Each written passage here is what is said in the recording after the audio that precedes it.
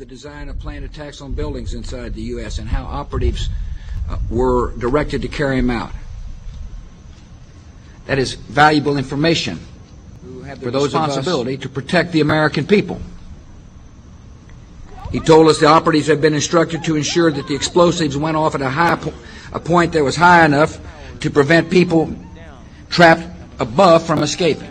He gave us information that helped uncover Al-Qaeda cells' efforts to obtain biological weapons. This is Building 7, a 47-story skyscraper that fell on the afternoon of September 11th. The government says that fire brought it down. However, 1,500 architects and engineers concluded it was a controlled demolition. Over 6,000 of my fellow service members have given their lives. And thousands of my fellow first responders are dying. I'm not a conspiracy theorist. I'm a structural engineer. I'm a New York City correction officer. I'm an Air Force pilot. I'm a father who lost his son. We're Americans, and we deserve... I lost my husband. My son. My uncle. My nephew. September 11th, 2001. Most people don't know a third tower fell that day. The government says fire brought it down. The collapse of World Trade Center 7 was primarily due to fires.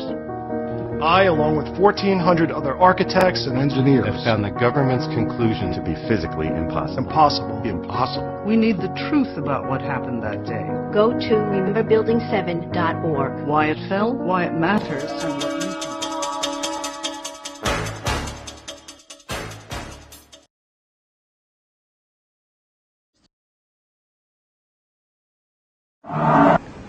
The peace symbol adopted by the drug flower children of the 60s was designed by Gerald Holtham, who was commissioned by One World Government salesman Bertrand Russell.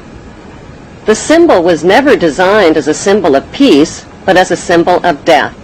It is actually a cross turned upside down with the arms broken and is used by Satanists and in Druid witchcraft. In Germany, the symbol is known as the Death Rune and is found on tombstones of Hitler's Nazi SS officers. CIA's team of ex-Nazis and Skull and Bonesmen financed and trained Osama bin Laden, who pushed the Russians out of Afghanistan by 1989. The CIA then trained and installed the ruthless Taliban regime to run the booming opium trade. After a decade, the long friendship between America and the Taliban suddenly turned ugly.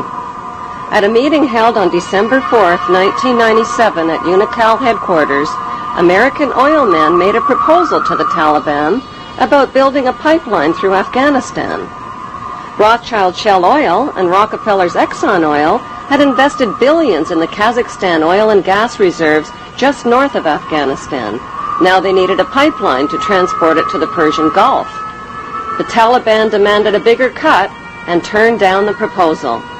Suddenly, the banksters' American-controlled media were calling the Taliban monsters, evildoers, and cruel villains who beat up on women.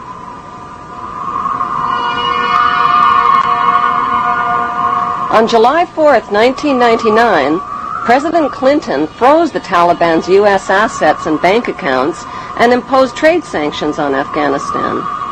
By February 2001, the Taliban destroyed most of Afghanistan's opium crops.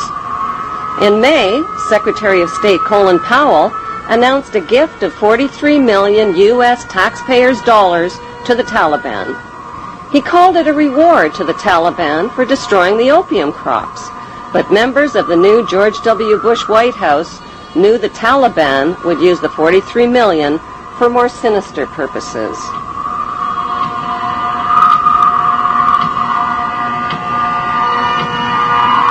Larger issue is not just not connecting the dots, but not getting the dots. Why was it that CIA was unable to collect information for years inside Afghanistan? When they had authority to kill bin Laden for over 2.5 years, why were they unable to kill him or his lieutenants? Why didn't they have a better capability to do something about it at the source? Could it be that the bankster-supported U.S. administration is controlling both sides of the war on terror?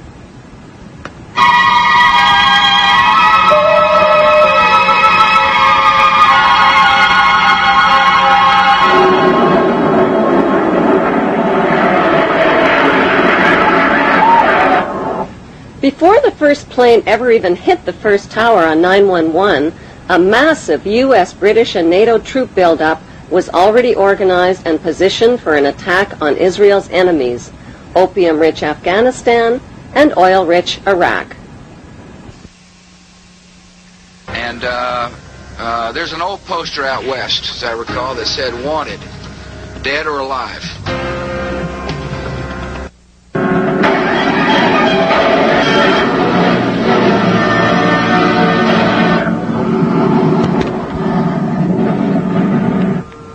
With no solid proof of who was responsible for 9/11, George Bush Jr. attacked the poverty-stricken, war-ravaged country of Afghanistan only 4 weeks after 9/11.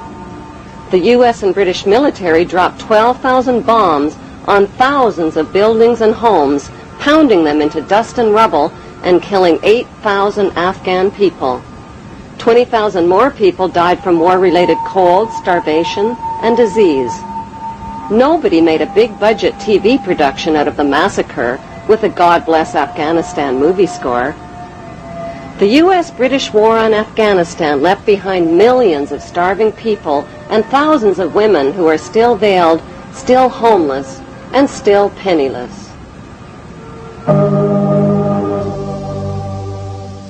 Afghanistan is the world's largest producer of opium and now the world's largest producer of heroin.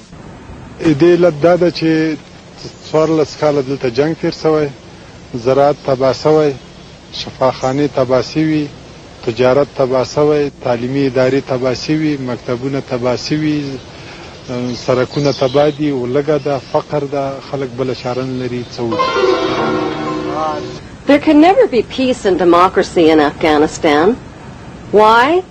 Because peace and democracy would expose and cut off corporate America's opium and heroin trade at the source. So what was the payoff for the U.S.-British war on Afghanistan? 1, the uncooperative Taliban warlords got kicked out and replaced by the cooperative Northern Alliance warlords. 2, opium and heroin production and revenues skyrocketed. 3, Afghanistan got a new leader named Hamid Karzai, who just happens to be an ex-employee of Unocal Oil. 3, America got permission to build their oil and gas pipeline through Afghanistan. And 4, the Bush administration's favorite excuse for war, Osama bin Laden, was allowed to escape. America's second favorite excuse for war, Saddam Hussein, has always been America's patsy. In the 1980s, the United States supported Iraq's invasion of its neighbor, Iran, to stop the spread of Iran's Islamic Revolution. America played both sides of the Iran-Iraq war by supplying Saddam with chemical and biological weapons of mass destruction, and at the same time, America secretly sold weapons to Iran and illegally diverted the money to the Contra-revolutionaries in Central America. During the war, the United States sent a special envoy to see Saddam in 1983. He was Donald Rumsfeld, now the U.S. Defense Secretary. The two men discussed how to reinforce Iraq against a common enemy. This was at a time when Iraq was using chemical weapons on Iranian troops. U.S. companies were supplying components with Washington's knowledge. By 1990, President George Bush Sr. tricked Iraq into another war with another oil-rich neighbor, Kuwait. How? By supplying Kuwait with horizontal drills that could reach beneath the border of Iraq and siphon oil from Iraq's oil fields. Kuwait used the U.S.-made drills to steal 300,000 barrels of oil per day from Iraq, worth over $3 billion annually. The fuse was lit, and Kuwait did nothing to put it out. They pumped oil without restraint from Rumaila oil field, which was accessible to both Kuwait and Iraq, and they exceeded OPEC quotas, flooding the market and driving prices even lower. George Bush Sr. officially promised not to interfere in Iraq's legitimate oil battle with Kuwait, but when Saddam's army entered Kuwait to defend their oil reserves, Bush pounced on them. Our goal is not the conquest of Iraq. It is the liberation of Kuwait. America disposed of its toxic waste problem by building radioactive depleted uranium right into their bombs and dropping them on Iraq. Bush Sr. not only devastated and poisoned Iraq's water systems and infrastructure, he weakened the economies of both Kuwait and Iraq, collected giant profits from rationed Iraqi food for oil programs, and landed massive rebuilding contracts in Kuwait. Bush Sr. followed up the Gulf War with 10 long years of deadly trade sanctions that killed another 1.5 million Iraqi people, including 600,000 children who were cut off from medical supplies. In a bookstore in the United States today, you can find 50 books celebrating different aspects of the war and how grand it all was. And you only find one that points out that this was a war crime, that demonstrates the evidence that shows that we deliberately targeted civilians and killed more than 250,000 people in Iraq. You'll be fighting not to conquer anybody, but to liberate people. In March 2003, President George Bush Jr. launched the second Gulf War.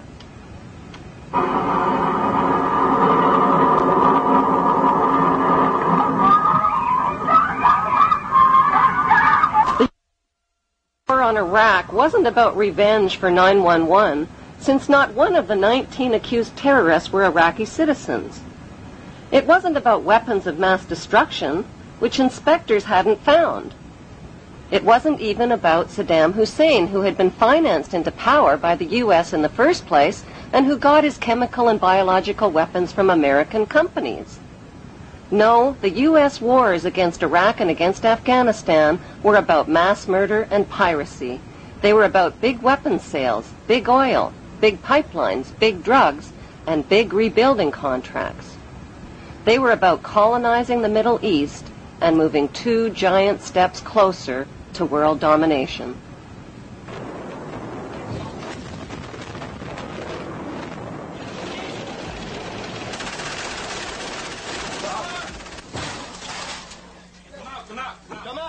Come out!